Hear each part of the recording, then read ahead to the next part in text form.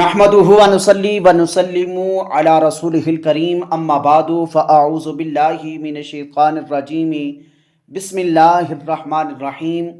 ببرکت ان اللہ وملائکتہ یصلون علی النبی یا ایہا الذین آمنوا صلوا علیہ وسلموا تسلیما۔ جو احباب میری ویڈیو دیکھ رہے ہیں، مجھے سن رہے ہیں، محبت کے ساتھ درود پاک کا نذرانہ پیش کریں۔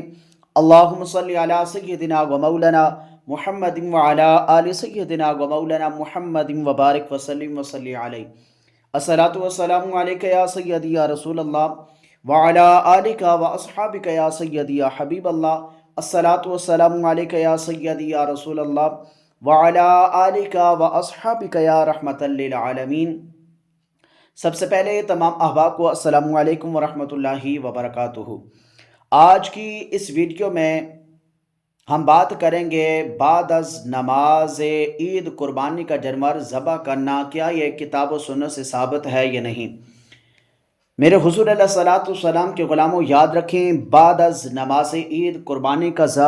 جانور ذبح کرنا کتاب و سنت سے ثابت ہے۔ اللہ رب العزت نے خود ارشاد فرمایا فَصَلِّ لِرَبِّكَ وَانْحَرْ، اے میرے پیارے محبوب صلی اللہ علیہ وآلہ وسلم، آپ نماز ادا کریں اور قربانی ذبح کریں۔ حضرت امام بزاوی رحمۃ اللہ تعالی علیہ اس آیت مقدسہ کی تفسیر کرتے ہوئے فرماتے ہیں وَقَدْ فُسِّرَ الصَّلَاةُ صَلَاةِ الْعِيدِ وَالنَّحْرُ بِالتَّضْحِيَةِ، فرمایا کہ صلاۃ سے مراد عید کی نماز ہے اور نہر سے مراد قربانی کا جانور ذبح کرنا ہے۔ اب اس کا مطلب یہ ہے کہ پہلے نماز عید پڑھو اور اس کے بعد قربانی ذبح کرو۔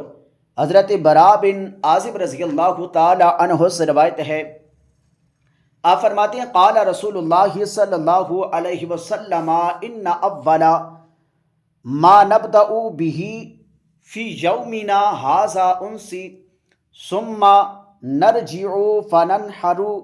فمن فعل ذلك فقد اصاب سنتنا ومن ذبح قبل الصلاۃ فانما هو لحم قدمه لاهله ليس من النسك في شيء وكان ابو بردة بن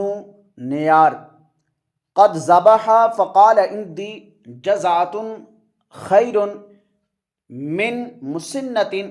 فقال اذا بحها ولن تجزی عن احد بعدک۔ فرمایا کہ اللہ کے پیارے محبوب صلی اللہ علیہ وآلہ وسلم نے ارشاد فرمایا کہ آج کے دن ہم جس کام کو سب سے پہلے کریں گے وہ یہ ہے کہ ہم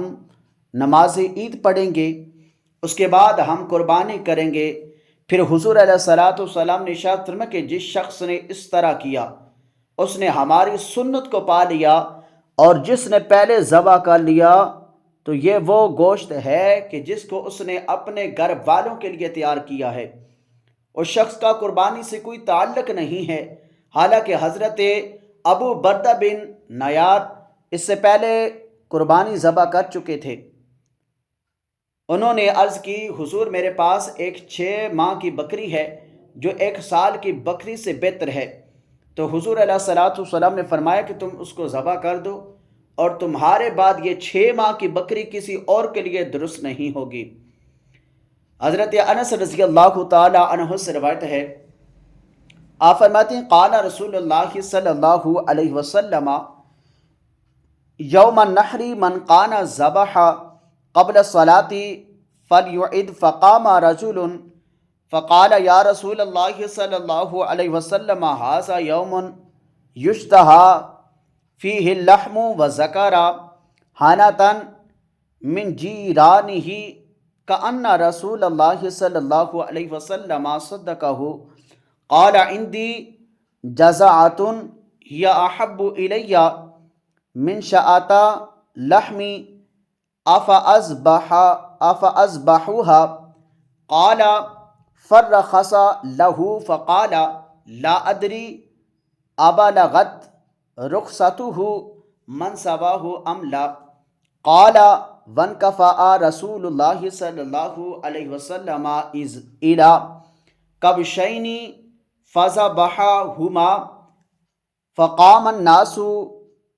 الا غنیمۃ فتوزعوها او قال فتجزعوها۔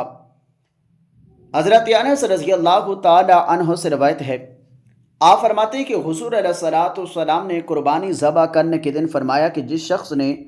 نماز سے پہلے قربانی کر لی وہ دوبارہ قربانی کرے۔ ایک شخص نے کھڑے ہو کر عرض کی، یا رسول اللہ صلی اللہ علیہ وآلہ وسلم، اس دن میں گوشت کی خواہش ہوتی ہے، اور اس نے اپنے پڑوسی کی حاجت کا ذکر کیا تو حضور علیہ الصلوۃ والسلام نے پھر اس کی تصدیق کرتے ہوئے فرمایا کہ اس نے کہا کہ میرے پاس 1 سال سے کم عمر کی بکری ہے، اور اس میں 2 بکریوں سے میرے نزدیک زیادہ پسندیدہ گوشت ہے، کیا میں اس کو ذبح کر لوں؟ تو آپ نے پھر اسے اجازت دے دی۔ راوی کہتے ہیں کہ مجھے پتہ نہیں کہ یہ اجازت اس کے سوا کسی کو شامل ہے کہ نہیں۔ حضور علیہ الصلوۃ والسلام نے 2 مینڈوں کی طرف متوجہ ہوئے اور ان کو ذبح کیا، پھر لوگ ایک بکری کی طرف گئے اور اس کا گوشت تقسیم کیا۔ قربانی کا جانور عید کی نماز ادا کرنے کے بعد ذبح کرنا سنت ہے، اور یاد رکھیں جو اس کی مخالف عمل کرے گا تو اس کی وہ قربانی نہیں ہوگی، بلکہ وہ گوشت ہے جو اس نے اپنے کھانے کے لیے تیار کر رکھا تھا، اس کا قربانی کے ساتھ کوئی تعلق نہیں ہے۔ دعا ہے کہ اللہ رب العزت ہم سب کو حضور علیہ الصلوۃ والسلام کے فرمان کے مطابق عمل کرنے کی توفیق عطا فرمائے۔